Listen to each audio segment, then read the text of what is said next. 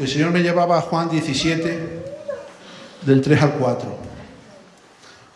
Juan capítulo 17, del 3 al 4.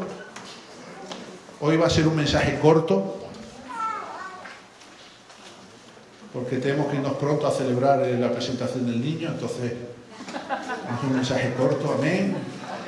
No, usted no los ha invitado, pero a mí sí. Entonces, como el que predico soy yo, pues lo voy a hacer corto, porque a la celebración voy yo. Usted como va a comer en su casa, pues haga usted lo que quiera. Amén. Juan 17, versículos 3 y 4. No se ponga usted celoso, hágase usted pastor, si es muy divertido ser pastor. ¿Por qué se ríe? ¿No quiere usted ser pastor? ¿No? Y si Dios le llama a ser pastor, ¿qué le va a decir? Que no. Dios viene y dice, te he elegido como pastor. Dice, no, Señor, yo eso no. Ni aunque me invite Briegel a su casa a comer, no. No, ni por esa sí quiero ser pastor. Juan 17, versículo 3 al 4, dice la palabra del Señor, y esta es la vida eterna. Ponga bien sus ojos en cada palabra de estos versículos. Dice, y esta es la vida eterna. ¿Cuántas vidas eternas hay entonces? Varias. Una. Esta es la vida eterna. Dice Jesús, solo hay una vida eterna. Y esta es la vida eterna. Que te conozcan a ti, el único Dios verdadero, y a Jesucristo, a quien has enviado. No vamos a quedar aquí. Vamos a dejar el 4 para luego. Porque si te das cuenta, ni más ni menos, la palabra nos está hablando permanentemente de propósitos. Y Dios es tan sabio, tan profundamente y tan totalmente sabio, que Dios es capaz de coordinar el propósito suyo personal, el propósito suyo en su matrimonio, el propósito suyo de su familia, con el propósito de la iglesia de la que usted es parte. Y Dios hace que todas esas piezas encajen. Y luego le voy a explicar por qué y usted lo va a entender perfectamente. Número 1. ¿Cuál fue el propósito por el cual Cristo vino? Lo hemos leído. Dice que te conozcan ¿a quién? A ti, que eres uno de los muchos dioses que hay en el mundo. ¿Eso dice? No, ¿qué dice? Que te conozcan a ti, que eres el único Dios verdadero. Y que me conozcan a mí, que soy quien tú has enviado. Primera reflexión que hago al respecto de este versículo. El propósito para la humanidad es la vida eterna. La humanidad tiene un propósito, que es vivir eternamente en la presencia de Dios. Aquí vemos que Cristo dice, yo solo he venido a esto.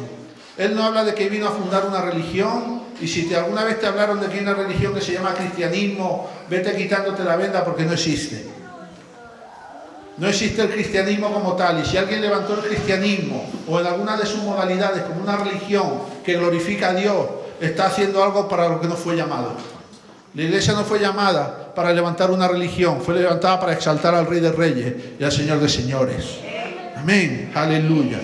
Así que dice que conozcamos. El propósito de Cristo en la tierra es que conozcamos al Padre. Eso es lo fundamental. Me ha gustado mucho cómo Rosa comenzó el culto con ese Salmo 105, versículo 4, o 104, versículo 5. 105, versículo 4. Gloria a Dios. Que dice, buscad el rostro de Dios siempre. Buscad el rostro de Dios siempre. Hemos sido llamados a eso, a buscar el rostro de Dios. No hemos sido llamados a otra cosa, nada más que a buscar el rostro de Dios. Fíjate que hay un pasaje aquí, unos capitulillos antes, el capítulo 14 de Juan, versículos 8 y 9. Jesucristo ya está prácticamente bastante avanzado su ministerio en la tierra, y Él está con los discípulos, Él está con los apóstoles. Y en Juan capítulo 14, versículos 8 y 9 dice, Felipe le dijo, Señor, muéstranos el Padre y nos basta. Juan 14, versículos 8 y 9. Felipe le dijo, Señor, muéstranos el Padre y nos basta. Fíjate lo que le dice Felipe, es algo bastante inteligente. Felipe conocía el Salmo 105, versículo 4. Lo que le está diciendo a Cristo es, muéstrame el rostro del Padre, porque lo estoy buscando. Estoy buscando el rostro de Dios, y yo creo que tú eres el único que me lo puedes mostrar. Lo que pasa es que Felipe estaba un poco desenfocado, como tú y yo a veces estamos desenfocados. A veces estamos buscando a Dios en la teología, a veces estamos buscando a Dios en la palabra, a veces estamos buscando a Dios en el predicador de moda, a veces estamos buscando a Dios en el ministerio internacional super mega chachihuay, en vez de buscarlo en Cristo.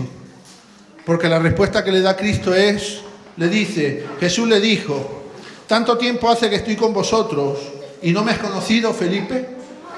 O sea que lo que Cristo dice es que cuando le miramos a la cara estamos viendo a Dios. Cuando miramos a Cristo frente a frente, estamos mirando a Dios. Cuando tú lees los evangelios, te sumerges en la palabra de Dios, te sumerges en el Nuevo Testamento, tú le estás mirando a Cristo cara a cara. Y la cara de Dios es la cara de Cristo.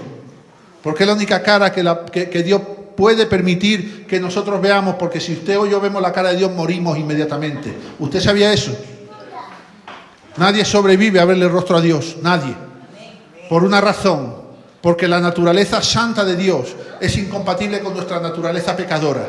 Y en ese encuentro se produce un choque que entre Dios y nosotros, ¿usted quién cree que muere? ¿Qué le pasó a Pedro en la pesca milagrosa? Dice que cayó de rodillas y dijo, Señor, apártate de mí porque soy hombre pecador. Lo que a Pedro le pasó fue eso, que él recibió un impacto en su corazón, él se dio cuenta de su estado de pecado absolutamente arraigado en su corazón y se dio cuenta que estaba en la presencia del mismo Dios, que era Jesucristo. Entonces él sintió en su corazón que él se moría. Dice, apártate de mí, que soy hombre pecador, le dijo Pedro a Jesús, porque se dio cuenta que se moría. Si tú arrascas en ese versículo en el griego, no dice apártate de mí, lo que dice es sal de mí. En el griego dice sal de mí. Lo que pasa es que eso no lo podríamos entender en un lenguaje natural. Lo que dice Pedro es apártate, pero realmente en el griego lo que dice es sal de mí, porque el santo ha entrado en el corazón corrompido y yo tengo que morir sí o sí. Entonces si tú no sales yo me muero. Y yo no me quiero morir. ¿Quién se quiere morir? Yo no me quiero morir. Ni Jesucristo se quería morir. Él en Getsemaní oró hasta por 3 veces que pasara de él esa copa. En su naturaleza humana él dijo, Señor, si es posible, pase de mí esta copa, porque yo no me quiero morir. ¿Quién se quiere morir con 33 años? Dímelo. Nadie. Ni siquiera Jesús en su naturaleza humana quería morir. Pero fíjate qué bonito lo que le dice Jesucristo a Felipe. Le dice, el que me ha visto a mí, ha visto al Padre. ¿Cómo pues dices tú, muéstranos el Padre? En ese preciso instante Felipe se cayó del guindo y dijo, o sea que para verle el rostro de Dios no tengo que ver al pastor Paco Rubiales. O sea que para ver el rostro de Dios no tengo que ver a Benijín. O sea que para ver el rostro de Dios no tengo que escuchar Dinamis. O sea que para ver el rostro de Dios tengo que ver el rostro de Cristo. ¿Es eso? Y entonces Felipe hizo, qué descanso, que no tenga que ser un religioso, qué descanso que no tenga que pagar una cuota de ser miembro de algún lugar, qué descanso es que yo no tenga que decir que pertenezco a una religión, qué descanso que no importa que yo sea árabe o no árabe, occidental o no occidental, americano, europeo, yo miro el rostro de Cristo y yo veo a Dios en mi vida. Qué descanso tan tremendo es ese, que no estemos atados por las ataduras ni del mundo, ni de la religión, ni de nada, para poder disfrutar la presencia de Dios en nuestra vida. Qué tremendo. Pero fíjate, en el griego, en esta última parte del versículo 9, cuando Cristo le dice, el que me ha visto a mí, ha visto al Padre, le está diciendo en el griego, utiliza dos verbos en el griego que significan ver, que significan distintas cosas. Le está diciendo, el que me ha visto a mí, ha visto al Padre. Está hablando de la visión física y de la visión espiritual. Y Cristo le dice eso, Felipe, ¿tú me has visto a mí? Has visto al Padre. O sea, ¿de qué le está hablando? Le está hablando de fe. Cree que cuando a mí me ves, estás viendo al Padre. Y te voy a decir más, y no le pidas al Padre que se muestre a tu vida porque vas a caer como un puñado de ceniza en menos de un segundo. Amén. Así que primera cosa, ¿a qué vino Cristo? A que conozcamos a Dios y a que sepamos que Él es Dios. Y que viéndolo a Él, estamos viendo a Dios. Y también una segunda cosa que habla en Juan 17:3, dice que conozcamos que Él lo envió, que Dios le había enviado a Él como heraldo, como mensajero, como apóstol, para que la humanidad pudiera saber que hay un Dios que existe, que nos ama y que tiene un plan de salvación para nosotros. Ahora mira el siguiente versículo, Juan 17:4, mira, porque aquí ya vamos al propósito, a los conceptos del propósito que son de parte de Dios. Dice el versículo 4, dice Jesús orando, dice: yo te he glorificado en la tierra, he acabado la obra que me diste que hiciese. ¿Qué hizo Jesús durante sus 33 años de vida en la tierra, más específicamente durante sus 3 últimos años de vida? Lo que hizo fue presentar a Dios a la gente. Lo que hizo fue presentar el reino de los cielos a la gente. Lo que hizo fue glorificar a Dios con su propio testimonio.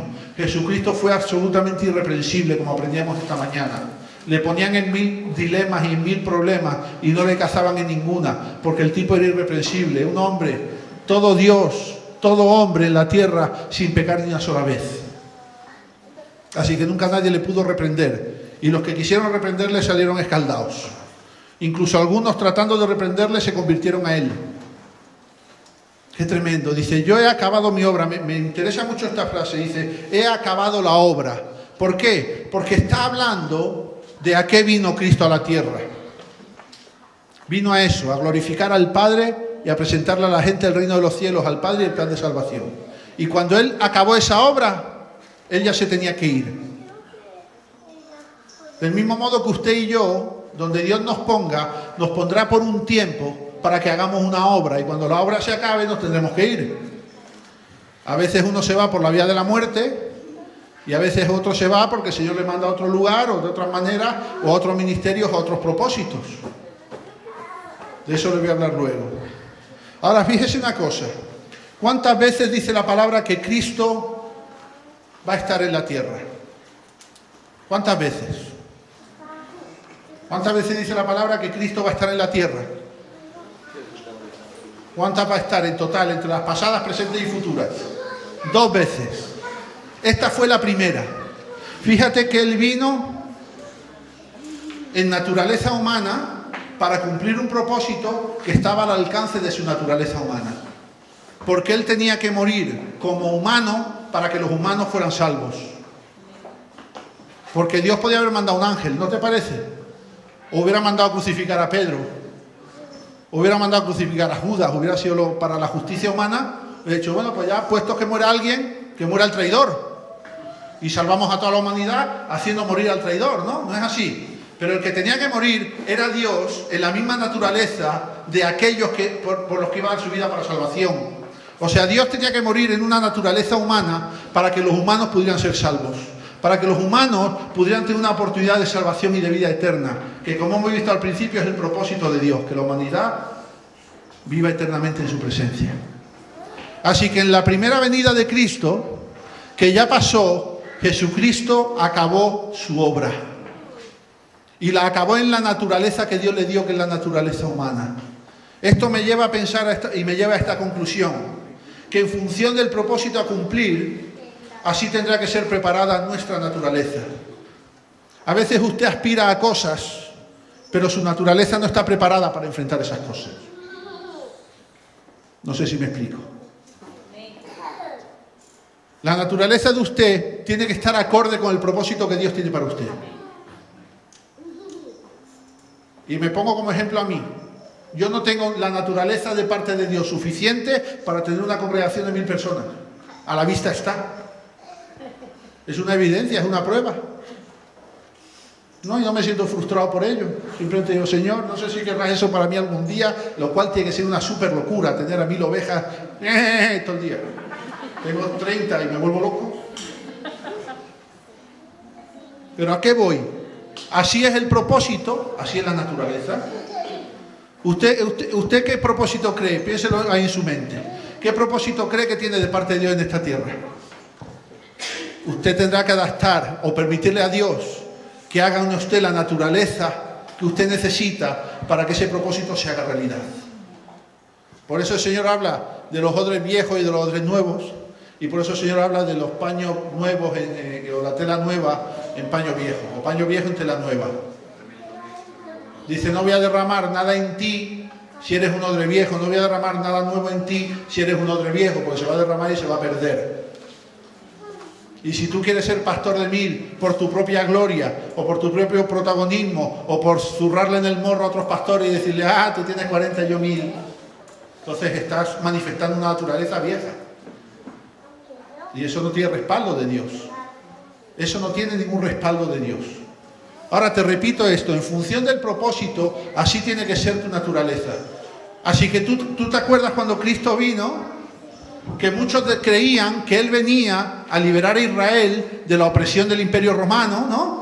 Los celotes, que eran los terroristas de aquel tiempo, entre los cuales estaba Judas Iscariote, pensaron que Él iba a ser ese líder que iba a aglutinar a todo el pueblo, entonces iban a levantar en armas, iban a echar el Imperio Romano, e Israel iba a ser libre, iba a tener su propio gobierno, iba a estar independiente de los romanos. Y Jesucristo dijo, no, yo no he venido a eso.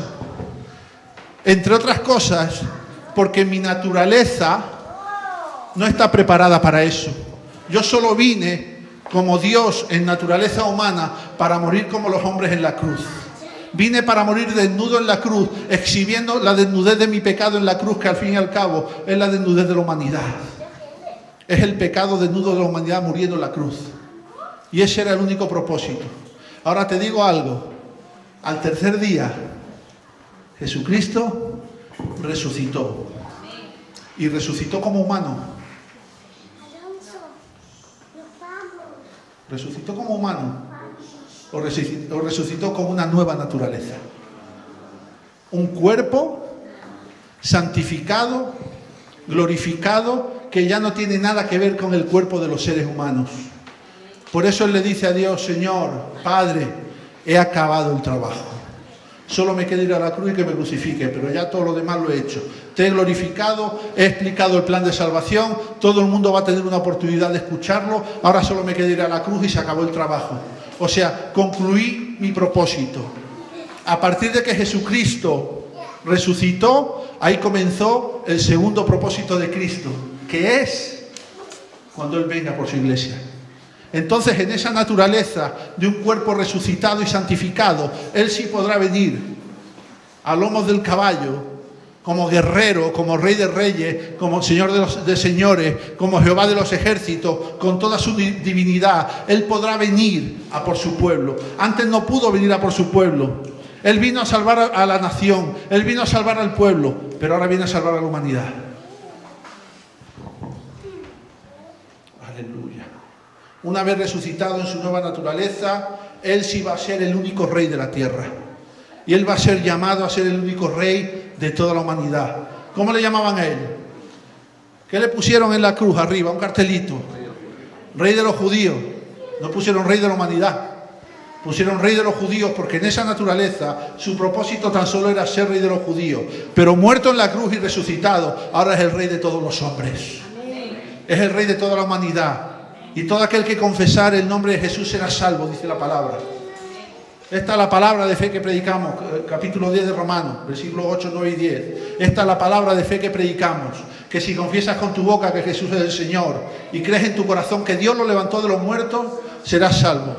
Porque con el corazón se cree para justicia, pero con la boca se confiesa para salvación. Así que el Cristo resucitado que tú confiesas como tu Señor es el Cristo que vendrá algún día a tomarte y llevarte a la eternidad, a las bodas del Cordero. En ese tiempo Él no vendrá aquí, se establecerá el reino, dice la palabra, que se establecerá el reino en la tierra, que todos los gobiernos, todos los reinos caerán y solo habrá un rey en la tierra que será Jesús. ¿Veis cómo el propósito tiene que ver con la naturaleza? Jesús en carne humana, Él no podía ser el rey del mundo. Primero tenía que salvar al mundo. Y una vez salvado el mundo, ahora es el rey del mundo. Aleluya. Gloria a Dios. Del mismo modo que Jesucristo, usted y yo tenemos que estar dispuestos a hacer morir en la cruz lo necesario para que nuestra naturaleza cambie. El problema que tenemos la gran mayoría de los cristianos es que nos hemos dado cuenta que la cruz hace pupita, que la cruz duele y no queremos aceptar el pasar por la cruz en muchas situaciones de nuestra vida. No queremos morir a las cosas. Y queremos los propósitos de la nueva naturaleza con la vieja naturaleza. Queremos aspirar a las bendiciones de Dios con nuestra naturaleza vieja. La palabra dice: desechad ya vuestra vieja naturaleza. He aquí, todas las cosas son hechas nuevas. Pero tú y yo tenemos que pasar por la cruz. De otra manera, Cristo no te diría en su palabra: si quieres seguirme, toma tu cruz y sígueme. Si quieres seguirme, niégate a ti mismo y sígueme. Este es el tiempo y este es el gran problema de gran parte de los cristianos, que los cristianos tenemos, que no queremos morir en la cruz a las cosas. Queremos disfrutar los propósitos de la nueva naturaleza con la vieja naturaleza. Queremos el vino nuevo siendo odres viejos.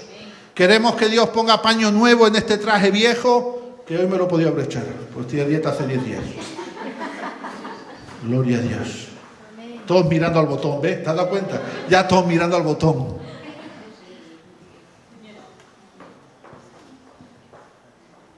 Tenemos que pasar por la cruz si queremos resucitar.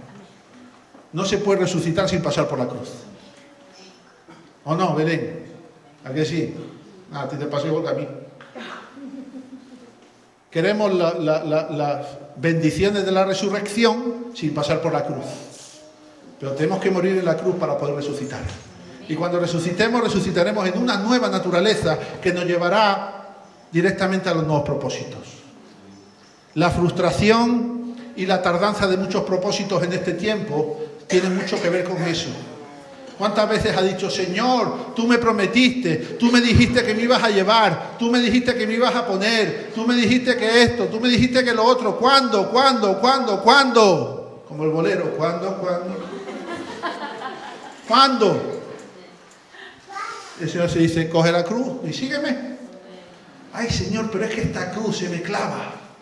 Es que los clavos son duros, es que me hacen daño, es que la cruz pesa. ¿Cómo yo voy a tomar esa cruz y seguirte? Bueno, pues quédate donde estás. El Señor no te obliga a nada. Y muchas frustraciones de muchos cristianos vienen por ese lado. Porque siguen sin renunciar a cosas del mundo, siguen sin renunciar a pensamientos, a comportamientos y hasta opiniones.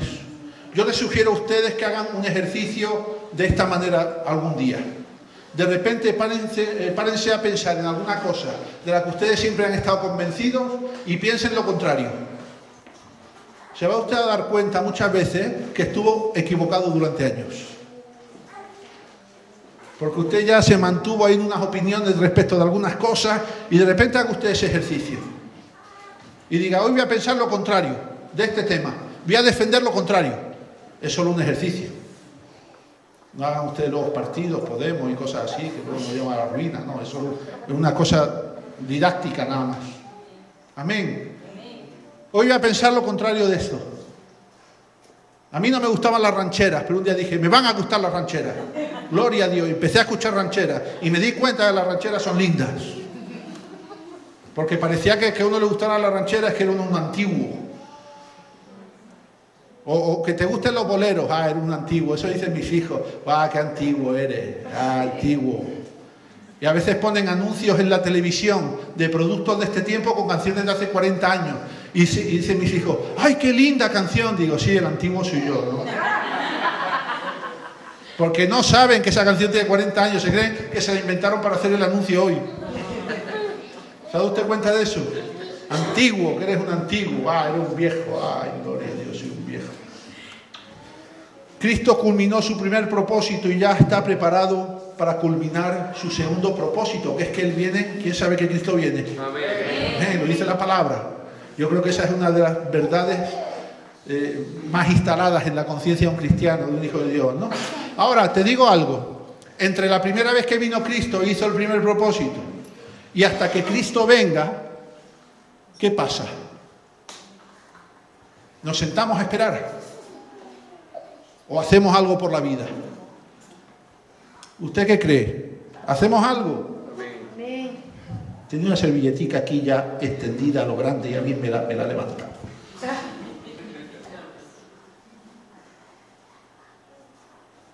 ¿Qué hacemos? Mientras tanto, ¿qué? Mientras tanto, ¿qué hacemos? Mientras tanto, ¿qué ocurre? Mientras tanto, ¿qué pasa? Mire, la Iglesia de Cristo ha sido llamada a continuar con el propósito de Cristo en la tierra.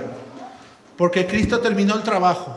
Él terminó el trabajo. Cristo terminó el trabajo. Le dijo, Padre, yo ya he terminado. ¿Cómo le dice? He acabado la obra que me diste que hiciese. Ahora, lo que viene ahora es que Él dejó una iglesia, no una religión. Él dejó una iglesia en la tierra para que siguiera trabajando para el desarrollo de ese propósito. Quiero decirle algo y vuelvo al principio. Los propósitos son eternos, pero no siempre, pero dentro de esa eternidad de propósito hay ciclos y hay tiempos. Por ejemplo, el propósito de esta congregación es de esta congregación, no es de Paco Rubiales. Quiere decirse con esto que esta congregación siempre tendrá su propósito, aunque Paco Rubiales no esté.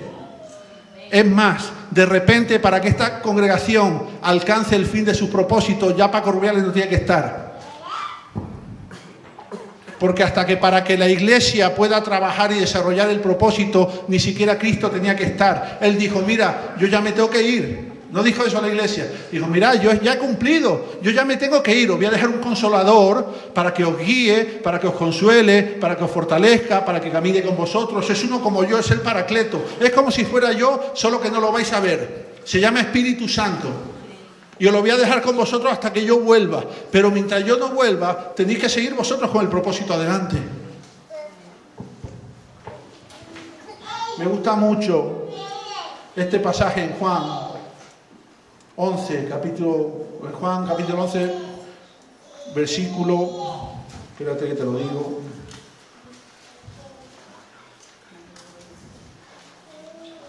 44. Juan 11, 44, que es el pasaje de la resurrección de Lázaro, del que estuvimos predicando hace como 2 o 3 semanas. Hay una parte aquí donde se ve ese momento de transición que va entre que Cristo culmina su propósito y comienza el propósito de la iglesia. Y dice, Juan 11, 44, dice, y el que había muerto, versículo 43, Juan 11, 43. Dice, y habiendo dicho esto, clamó a gran voz, Lázaro, ven fuera. Y el que había muerto salió, atadas las manos y los pies con vendas, y el rostro envuelto en un sudario. Jesús les dijo, desatadle y dejadle ir.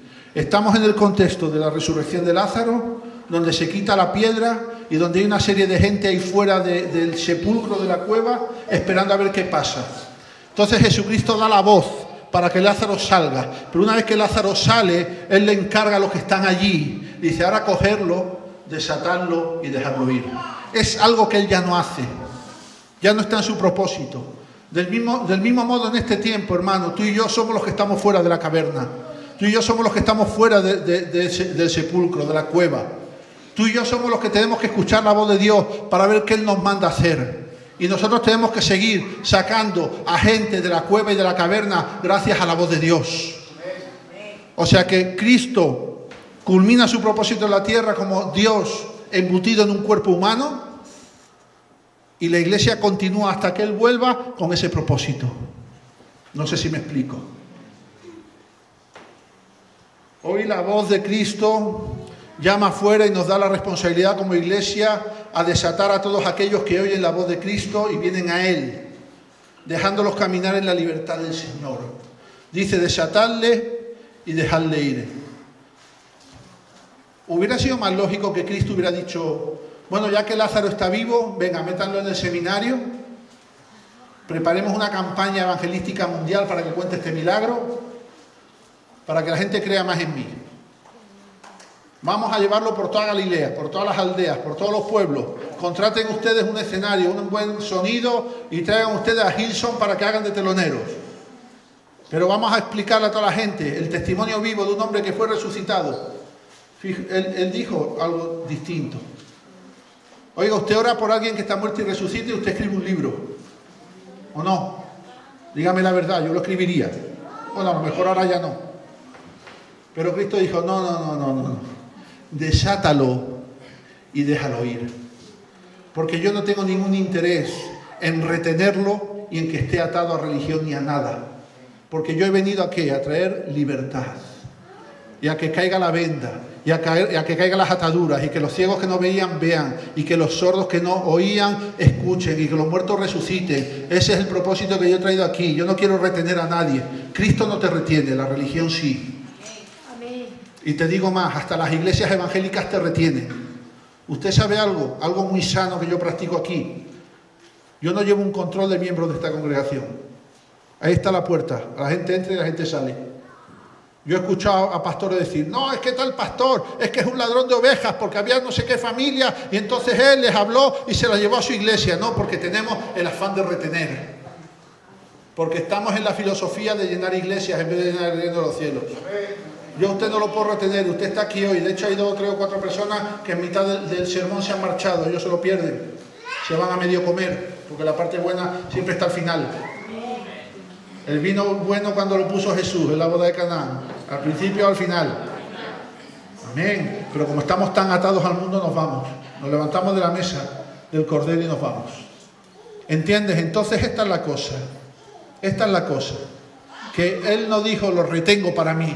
Uy, este tipo que yo lo resucité, este me lo voy a llevar yo a todos los sitios. Este va a ser el testimonio. Este lo voy a presentar yo en sociedad, lo voy a llevar a los publicanos, a los fariseos, a los prostitutas, lo voy a llevar al templo para decir, miren, este es Lázaro, esta es mi obra, esta es mi obra, esta es mi obra. Dijo, no, desátenlo y déjenlo ir, porque yo he venido para que usted camine en libertad. Y eso es lo grandioso de tener una relación con Cristo. Él dice, conoceréis la verdad y la verdad os hará esclavos. Libres dice. Creí que decía esclavos. Os hará libres. Escúcheme, Cristo quiere que usted camine libre. Quiere que usted camine libre, sin ataduras, sin cadenas, sin yugos de nada de ningún tipo. Quiere que usted camine libre. Eso es lo maravilloso, lo fantástico de Cristo, que quiere que usted sea libre, y Él ha venido para traerle libertad a usted, porque este mundo lo único que hace es esclavizarnos. Aleluya. Gloria a Dios. Brigel, pon unos grillos. Ahora, para este propósito, hermano, la iglesia tiene que ser transformada en una nueva naturaleza. La vieja iglesia no puede acometer los acontecimientos y los propósitos que nos esperan y nos depara el mundo de aquí hasta que Cristo venga.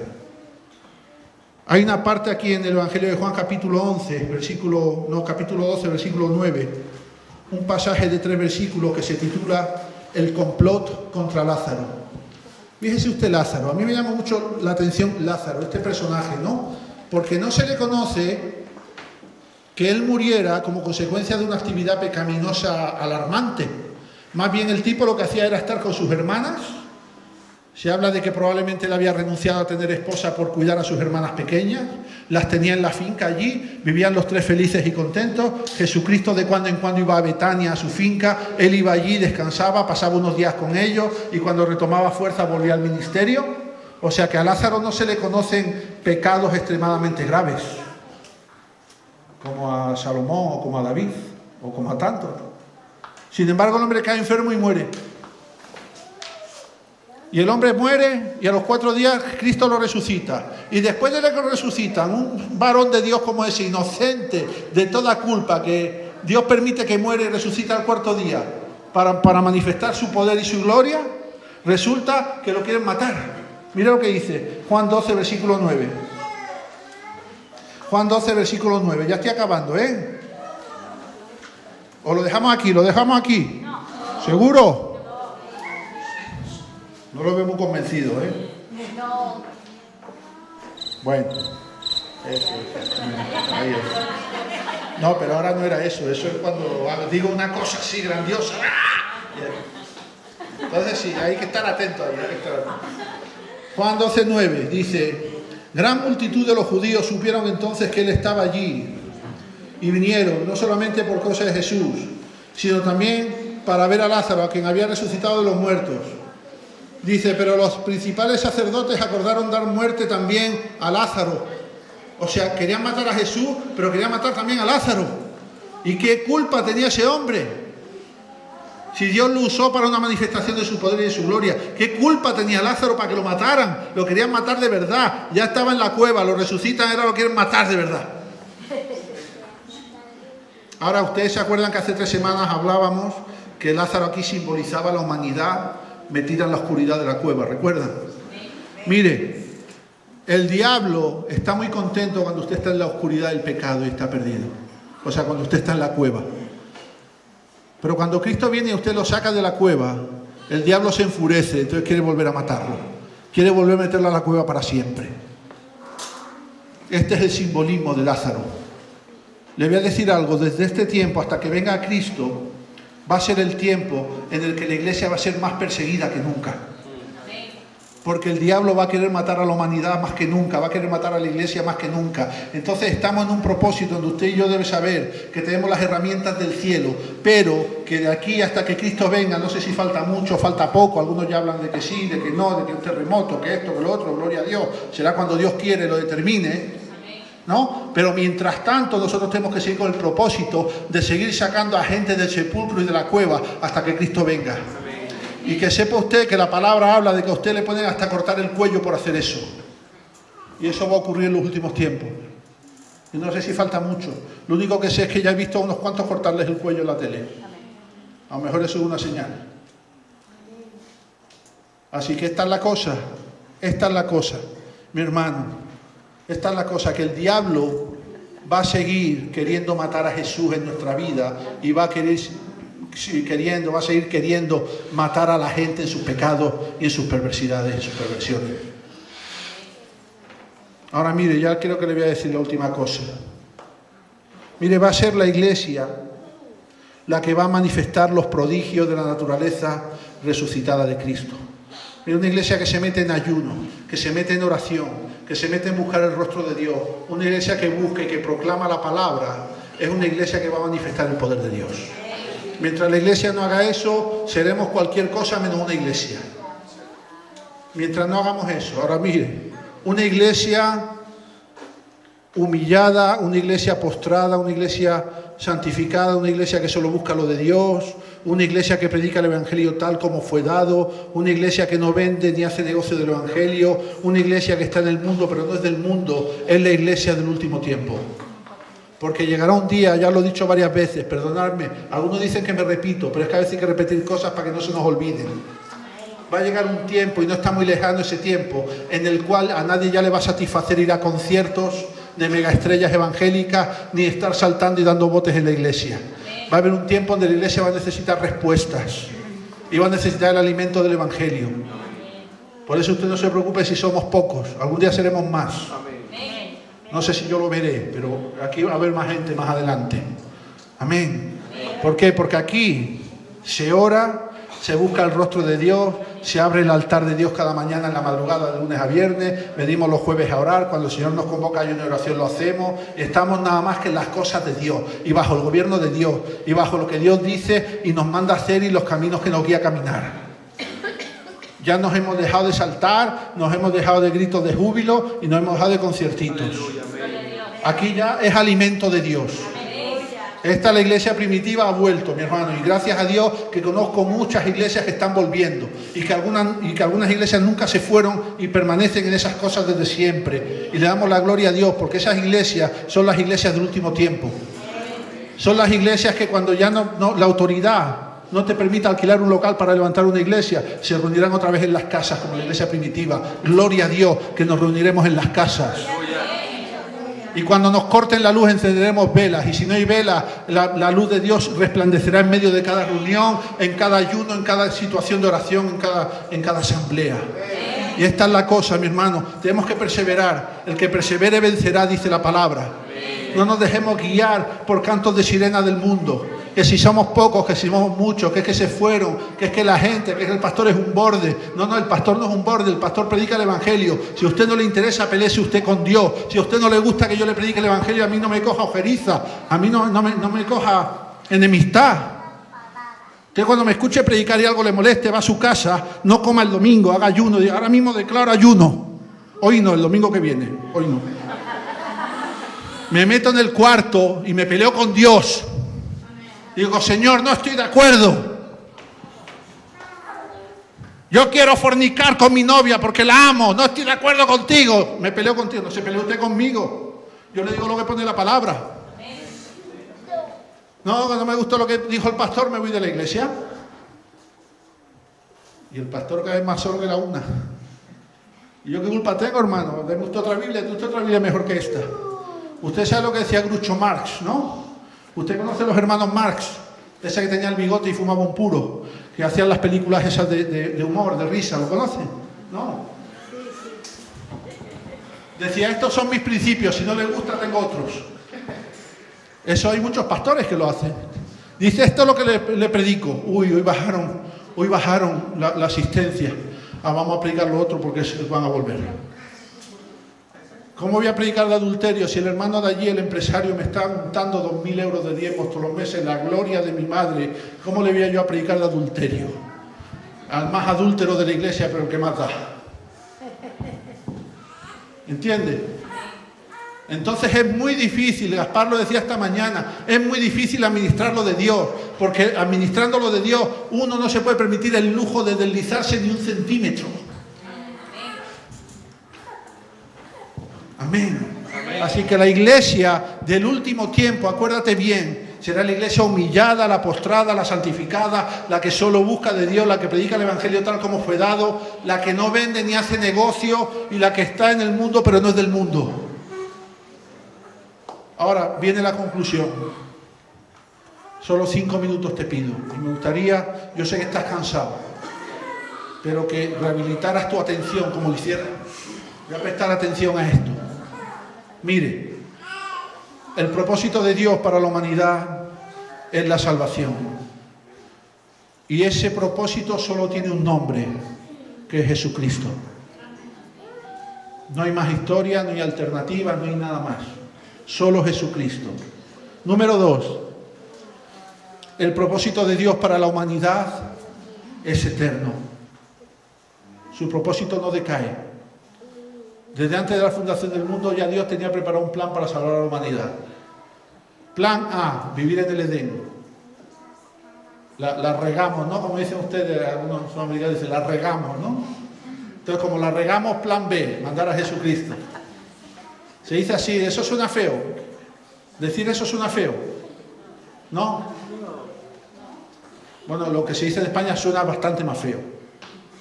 Así que me quedo con lo que se dice en Sudamérica y Centroamérica. La regamos, ¿no? O sea, metimos la pata hasta el fondo, plan B. Dios nos ama tanto en su misericordia, manda a su Hijo para que seamos salvos. Propósito eterno. Hasta que esto no se cumpla, no va a parar Dios en ello. Ahora mira, esto es lo fundamental, mira. Aunque los propósitos de Dios son eternos, el propósito se desarrolla a través de ciclos de tiempo. El propósito es eterno, pero Dios se sirve de personas y hasta de instituciones, a veces como de iglesias, para que ese propósito eterno vaya avanzando cada uno en sus ciclos.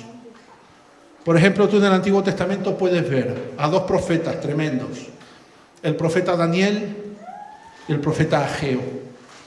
Ellos fueron contemporáneos en un tiempo donde Daniel dejaba de ser profeta para que Ageo fuera profeta. Daniel fue profeta en la cautividad. Durante 70 años, él fue profeta durante la cautividad del pueblo. Pero cuando la cautividad terminó, el propósito de Daniel terminó. Y entonces entró en juego Ageo, que era el que comenzaba el nuevo ciclo dentro del propósito eterno. Y el nuevo ciclo era levantar el templo. Daniel no tenía templo. Dice que él iba a su casa, abría las ventanas en dirección a Jerusalén, desde Babilonia, donde estuviera en la capital, donde fuera, y oraba 3 veces al día. Y a él le fue dado don de profecía y dejó ahí mucha profecía, que es muy coincidente con mucha profecía que viene en el Apocalipsis. Pero llegó un tiempo en que cuando la cautividad del pueblo terminó, Daniel pudo decirle a Dios, he terminado mi obra. Para el siguiente ciclo, yo ya no estoy preparado. Así que levanta un hombre que esté preparado. Entonces Dios levantó a Ageo. Y Ageo comenzó a hablar a Zorobabel. ¿Y sabe de qué le comenzó a hablar? De levantar el templo. Dios no le habló a Daniel de levantar un templo. Daniel fue el profeta de la cautividad, pero Ageo fue el profeta. De hecho, Ageo significa el profeta del templo, significa su nombre. Hace poco a un pastor muy querido mío, que está en una situación de aflicción muy profunda. Le dije, mira, pastor, del pastor que tú eres hoy no se espera nada. Tú sabes bien la palabra, predicas bien. Le hablé en el espíritu, no le hablé en mi carne. Pues yo respeto mucho a los ministros y a los pastores. Pero le dije, pastor, de ti, hoy por hoy, ya no se espera nada. ¿Sabes por qué? Porque acabó tu tiempo. Porque con tu naturaleza de hoy no estás preparado para afrontar los retos del mañana. Así que es el tiempo que te metas en la cueva, mueras, te pudras, resucites a la nueva naturaleza, entonces podrás enfrentar los nuevos retos. No me ha hecho caso. Se ha enfadado conmigo, pues le dije eso. Bueno, no se ha enfadado, pero ha hecho algo así como... Qué poca gracia me hace eso que me dice. Porque le pasa como a ti y a mí, queremos ser siempre igual, avanzar sin avanzar. Queremos estar en la pomada, pero en la vieja naturaleza. Así que escúchame bien. Hay ciclos. Juan 8:32 dice, conocerá la verdad y la verdad os hará libres. Fíjate cuál es el orden de las cosas en la Biblia, ¿no? Cuando hablamos de Dios hablamos de soberanía. El soberano es Dios. Hay congregaciones, iglesias y denominaciones que dicen que la iglesia es soberana. Mentira, el soberano es Dios. Los presbiterios no son soberanos, las asambleas no son soberanas, el soberano es Dios. Y uno se tiene que sujetar a lo que Dios guíe y mande y establezca. Así que Dios es el soberano y Jesús es la verdad y el Espíritu Santo es la libertad. Mire, le dejo esta última perla para el final. Mira, la verdad y la libertad son las dos caras de la misma moneda. Cuando usted camina en la verdad de Cristo y en la libertad del Espíritu Santo, usted está dispuesto a que su naturaleza sea cambiada y usted tendrá éxito en el propósito que Dios tiene para usted. Esa es la cosa. Solo cuando se camina en la verdad de Cristo y en la libertad del Espíritu Santo se puede construir el templo. Daniel no construyó el templo, ni fue llamado a que se construyera el templo, porque él estaba en la esclavitud de la cautividad. Pero una vez el pueblo fue libre, Dios levantó al hombre que conduciría al pueblo a levantar el templo. Quiero terminar como empecé. Juan 17:3.